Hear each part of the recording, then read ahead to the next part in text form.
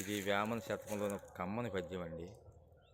కలిమినాడు మగని కామించి జూచును, కలిమినాడు మగని కామించి జూచును, లేమి జిక్కునాడు లేవకుండు, లేమి జిక్కునాడు లేవకుండు, మనిన మగనినైన మడియంగ జూచును, మనిన మగనినైన మడియంగ జూచును, విశ్వదాభిరామ వినురవేమ, విశ్వదాభిరామ వినురవేమ.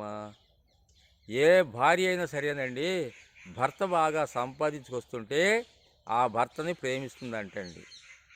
అలాగే సంపాదన తగ్గిపోయింది అనుకోండి, ఆ భర్త ఇంటికి వస్తే కనీసం లేవని కూడా లేవదటండి.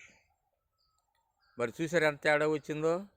అంతా ఈ డబ్బు ప్రపంచం అన్నమాట. ఇది భార్య లేదు, భర్త లేదు, ఎవరైనా సరే ఒక్క డబ్బేనండి. డబ్బు వల్లే ప్రేమలు పుడతాయండి.